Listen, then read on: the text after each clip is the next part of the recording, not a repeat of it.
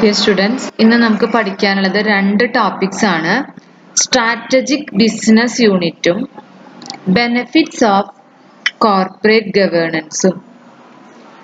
അപ്പോൾ SBU, that is Strategic Business Unit. Corporate functions each headed by a head of the department. ഏതൊരു business സ്ഥാപനമായാലും ആ business സ്ഥാപനത്തിന്റെ corporate functions, ഭരണപരമായ കാര്യങ്ങൾ lead ചെയ്യുന്നതിന് വേണ്ടിയിട്ട് ഓരോ ഡിഫറെന്റ് ഹെഡ്സിനും ഓരോ ഹെഡ് ഓഫ് ദ ഇൻസ്റ്റിറ്റ്യൂഷൻസ് ഉണ്ടാവും. അവരാണ് സ്ഥാപനത്തിന്റെ പ്രവർത്തനങ്ങൾ നടത്തുന്നത്. അപ്പോൾ അതിൽ ഉൾപ്പെടുന്ന കാര്യങ്ങൾ എന്ന് പറയുന്നത് പ്ലാനിങ് ആൻഡ് ട്രഷറി, സ്ഥാപനത്തിന്റെ പ്രവർത്തനങ്ങൾ എങ്ങനെ പ്ലാൻ ചെയ്യണം, അതിന്റെ വാല്യൂബിൾസ് ഒക്കെ എങ്ങനെ അലോട്ട് ചെയ്യണം എന്നുള്ള കാര്യം, അക്കൗണ്ടിങ് പരമായ കാര്യങ്ങൾ, taxation, risk management, legal and secretarial, internal audit, human resource, corporate communications. ഒരു സ്ഥാപനമാകുമ്പോൾ പല രീതിയിലുള്ള പല ഇന്റേണൽ ആയിട്ടും എക്സ്റ്റേണൽ ആയിട്ടും പല കമ്മ്യൂണിക്കേഷൻസ് ആവശ്യമായി വരാറുണ്ട്. അങ്ങനെയുള്ള കാര്യങ്ങൾ, കോർപ്പറേറ്റ് അഫയേഴ്സ്, R&D. എന്താ R&D?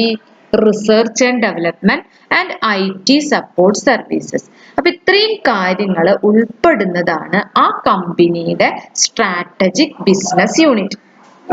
ഇതിന്റെ ഒരു ഡീപ്പ് എക്സ്പ്ലനേഷൻ നമുക്ക് പഠിക്കേണ്ട കാര്യമില്ല, എങ്കിലും ജസ്റ്റ് അതിന്റെ എല്ലാ ഏരിയയും കവർ ചെയ്യുന്നു എന്ന് മാത്രം. നിങ്ങൾ ടെക്സ്റ്റ് നോക്കിയാലും കാണാം, ചെറിയൊരു ടോപ്പിക് ആയിട്ടാണ് സ്ട്രാറ്റജിക് ബിസിനസ് യൂണിറ്റ് കൊടുത്തിരിക്കുന്നത്.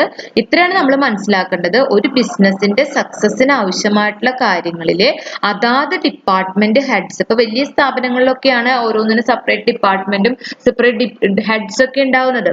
അപ്പൊ അവരുടെ നിയന്ത്രണത്തിൽ അവര് നല്ല രീതിയിലുള്ള ഭരണം കാഴ്ചവെക്കുന്നത്, അല്ലെങ്കിൽ സ്ഥാപനം നല്ല രീതിയിൽ പ്രവർത്തിക്കുന്നതിന് ഫോളോ ചെയ്യുന്ന ടൂൾസ് ആണ് നമ്മൾ ഇതിൽ പറയുന്നത്.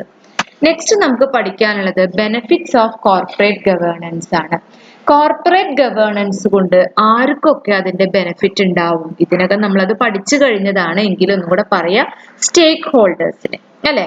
ഇന്നലെ നമ്മൾ പഠിച്ച ടോപ്പിക്കിലെ സ്റ്റേക്ക് ഹോൾഡേഴ്സിന്റെ രണ്ട് ക്ലാസിഫിക്കേഷനൊക്കെ നമ്മൾ പഠിച്ചു അല്ലേ? സ്റ്റേക്ക് ഹോൾഡേഴ്സിനെ നമ്മൾ രണ്ടായിട്ട് തരംതിരിക്കുന്നുണ്ട്. അത് ആ രീതിയിൽ കോൺട്രാക്ച്വൽ സ്റ്റേക്ക് ഹോൾഡേഴ്സ്, കമ്മ്യൂണിറ്റി സ്റ്റേക്ക് ഹോൾഡേഴ്സ് എന്നൊക്കെ പറഞ്ഞിട്ട്. അപ്പൊ സ്റ്റേക്ക് ഹോൾഡേഴ്സിനാണ് ഇൻവെസ്റ്റേഴ്സ്, പ്രൊട്ടക്ഷൻ, സോഷ്യൽ വെൽഫെയർ, പിന്നെ എന്റർപ്രണേഴ്സിന്, അതുപോലെ തന്നെ നാഷൻ, നമ്മുടെ രാജ്യത്തിന്റെ സാമ്പത്തിക ഓവറോൾ ഇക്കണോമിക് ഗ്രോത്തിന് വേണ്ടിയിട്ട്, അല്ലെ? അപ്പൊ എന്താണ് നല്ലൊരു കോർപ്പറേറ്റ് ഗവേണൻസ് കൊണ്ടുള്ള ഗുണം എന്നത് ഇതിനകം നമുക്ക് അറിയാം. ഒരു 8 പോയിന്റ്സ് ആയിട്ട് അവിടെ കൊടുത്തിട്ടുണ്ട്, അതൊന്ന് ജസ്റ്റ് ഒന്ന് വായിക്കാം. ഇനി ഇതിന്റെ കൂട്ടത്തിൽ ചെറിയൊരു ടോപ്പിക്കും കൂടെ പറയട്ടെ, ബോർഡ് കമ്മിറ്റി ആൻഡ് ഫങ്ഷൻസ്. ഒരു സ്ഥാപനം നല്ല രീതിയിൽ പ്രവർത്തിക്കുന്നതിന് അതിന്റെ ഒരു കമ്മിറ്റികൾ നമ്മൾ ഉണ്ടാക്കും. ആ കമ്മിറ്റികൾ, എല്ലാ അർത്ഥത്തിലുമുള്ള കമ്മിറ്റികൾ ആ സ്ഥാപനത്തിൽ ഉണ്ടാവും. ഞാൻ നേരത്തെ പറഞ്ഞതുപോലെ തന്നെ സ്മോൾ ഇൻഡസ്ട്രീസിനോ അല്ലെങ്കിൽ ചെറുകിട രീതിയിലുള്ള ഒരു ബിസിനസ് സംരംഭങ്ങൾക്കോ ഒന്നും ഈ ഒരു സ്പ്ലിറ്റപ്പോ അല്ലെങ്കിൽ വൻപിച്ച രീതിയിലുള്ള ഒരു കമ്മിറ്റി ഫോർമേഷൻ ഒന്നും ഉണ്ടാവില്ല, എങ്കിലും ഇത്രയും കാര്യങ്ങളൊക്കെ അവിടെ നടക്കുന്നുണ്ടായിരിക്കും. അത് നമ്മൾ ഉദ്ദേശിക്കുന്നത് പോലെ ഒരു ഫിക്സഡ് ചട്ടക്കൂടിലോ അല്ലെങ്കിൽ ഒരു സ്ട്രാറ്റജിക്കലായിട്ടോ ആയിരിക്കില്ല എന്ന് മാത്രം. അപ്പൊ എന്തൊക്കെ രീതിയിലുള്ള ബോർഡ് കമ്മിറ്റീസ് ആൻഡ് ഫങ്ഷൻസ് ഇതിൽ ഉണ്ട് എന്ന് നമുക്ക് നോക്കാം. അത് നിങ്ങൾ ഒന്ന് വായിച്ചിരിക്കുക, എന്താണ് എന്നുള്ളത് നിങ്ങൾക്ക് എളുപ്പമുള്ള കാര്യമാണ്. എന്തെങ്കിലും അത് നിങ്ങളുടെ ഒരു കവറേജിൽ വന്നോട്ടെ എന്ന് ഞാൻ വിചാരിക്കുന്നത്. അപ്പൊ ഓഡിറ്റ് കമ്മിറ്റി ഉണ്ടാവും. ഓഡിറ്റ് കമ്മിറ്റി നമ്മൾ കഴിഞ്ഞ ഓഡിറ്റിംഗിൽ പഠിച്ചതാണ്. സ്റ്റേക്ക് ഹോൾഡേഴ്സുമായിട്ട് റിലേഷൻഷിപ്പിന് ഒരു കമ്മിറ്റി, കോമ്പൻസേഷൻ ആൻഡ് റെമ്യൂണറേഷൻ ഒരു കമ്മിറ്റി, ഇതിന്റെ executive committee, nomination and governance committee, corporate social responsibility committee, risk and management committee. ഇത്രയും 7 കമ്മിറ്റീസ് ആണ് നമുക്ക് ഇതില് വരുന്നത്.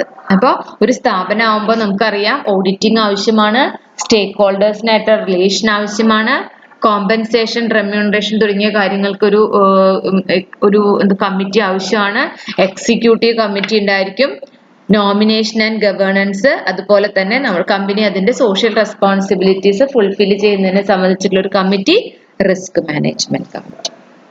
Okay, thank you.